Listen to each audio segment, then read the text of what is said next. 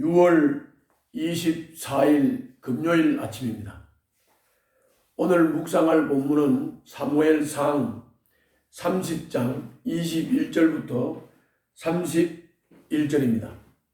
오늘 본문의 줄거리를 말씀드리겠습니다.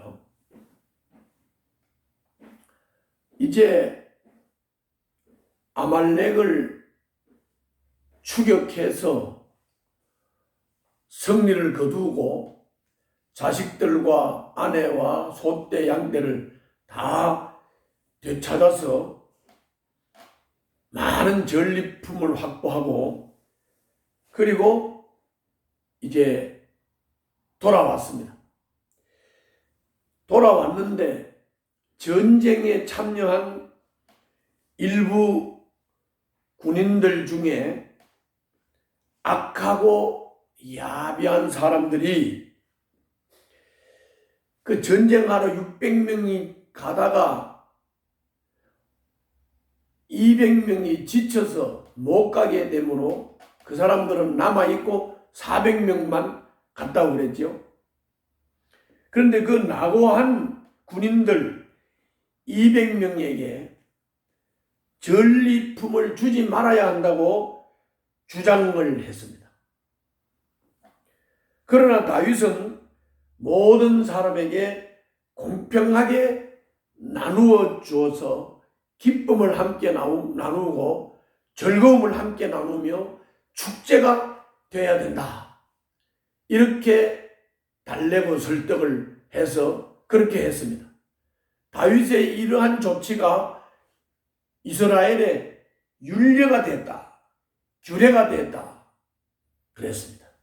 이것이 오늘 본문의 줄거리입니다. 자, 세부 내용을 좀 살펴보겠습니다. 21절부터 31절의 내용을 요약을 하면 이렇습니다. 다윗의 부대 600명이 아말렉을 추격을 할 때 200명은 낙오를 했습니다. 그래서 버솔 개울에 머물러 있었습니다. 다윗이 승리를 해서 전리품을 가지고 돌아왔습니다. 남아있던 군인들이 환영을 하고 다윗도 그들의 안부를 물었습니다. 그런데 군인 중 일부 악하고 야비한 사람들이 있었습니다. 그래서 그들은 거기에 남아있던 낙오자들에게는 가족만 돌려주고 빼앗긴 소유물은 돌려주지 말아야 한다고 주장을 했습니다.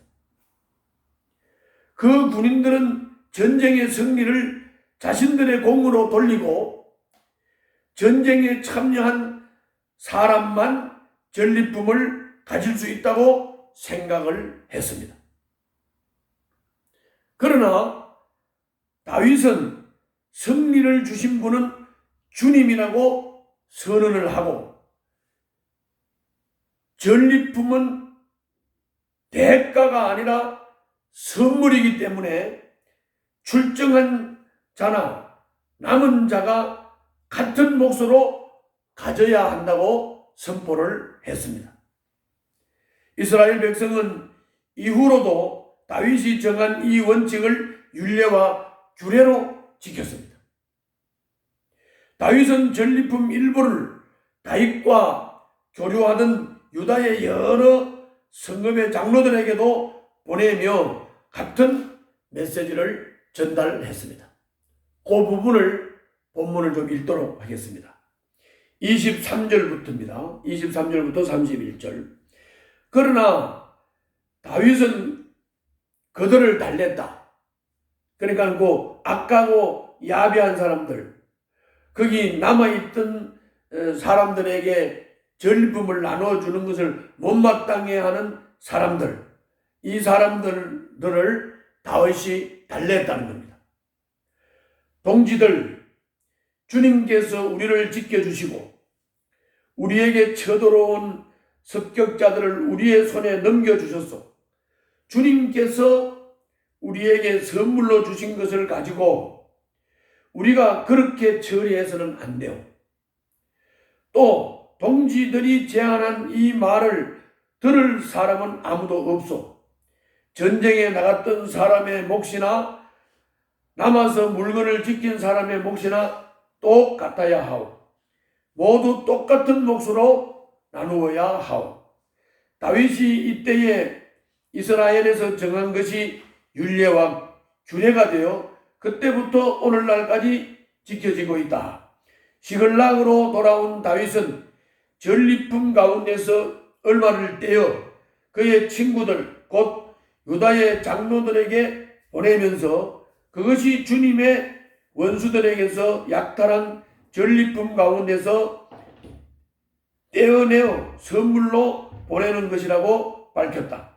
베델과 라몬네겝과 얏딜과 아로엘과 신목과 에스드모아와 라갈과 여라무엘 사람의 성읍들과 겐 사람의 성읍들과 호르마와 고라산과 아닥과 헤브론과 다윗이 부하들을 거느리고 드나들던 모든 지방에 있는 사람들에게 그는 선물을 보냈다. 이게 오늘 본문의 내용입니다. 악하고 야비한 사람들은 전쟁 승리의 공로들을 자기에게로 돌렸습니다. 그리고 자기들이 잘해서 됐다고 합니다. 그러나 다윗은 그렇지 않습니다. 전쟁에 승리한 것은 하나님의 은혜다. 그러므로 전리품은 하나님의 선물이다. 이 선물은 기쁨으로 나누어야 축제가 되는 것이다. 이렇게 했던 것입니다. 자, 그러면 오늘 본문을 통해서 우리가 깨달을 수 있는 하나님은 어떤 하나님이십니까? 나가서 싸운 사람도 주님이 지켜주셨고 남아서 물건을 지킨 사람도 주님이 보호해 주셨다. 주님이 보호하신다. 그러므로 전쟁이 끝난 후에 그들이 해야 할 일은 공과를 평가하여 누군가를 배제하는 것이 아니라 그리고 누군가에게 공을 돌리는 것이 아니라 주님의 은혜에 감사하고 승리의 기쁨을 함께 나누는 것이 중요하다. 하나님은 그렇게 하기를 원한다. 주님이 선물로 주신 것이 있다면 혼자는 누리지 말고 기쁨으로 나누고 함께 기뻐하고 함께 즐거워해야 된다. 이것은 하나님의 은혜라고 해야 된다. 이거는 사람의 공로가 아니고 하나님의 은혜라는 것을 알고 하나님의 은혜에 감사하는 축제가 되어야 된다. 이것입니다. 하나님은 그런 자를 기뻐하십니다. 또 오늘 이 본문을 통해서 우리가 얻을 수 있는 교훈은 무엇입니까? 여기 22절에 보면 낙오자를 배제하는 것은 악하고 야비한 행위라고 했습니다. 그들은 가족과 소유를 모두 잃고 출정했다가 육체의 약함 때문에 남게 됐지만 누구보다 빨리 달려가 가족을 구하고 싶었을 것입니다. 하나님의 나라는 능력에 따라 독식하는 것이 아닙니다. 하나님의 나라는 서로 은혜를 베푸는 나라입니다. 일상의 모든 영역에서 약자를 배제하지 말고 약자를 배려해야 합니다. 이것이 하나님 나라 백성의 삶의 모습입니다. 오늘도 이렇게 사시기를 바랍니다. 기도하겠습니다. 저의 수고를 자랑하고 공로를 내세우지 말고 주님이 은혜 베푸심을 감사하며 하나님께 영광을 돌리고 기쁨을 함께 나누는 저희들의 삶이 되게 하여 주시옵소서. 예수님 이름으로 기도하옵나이다. 아멘.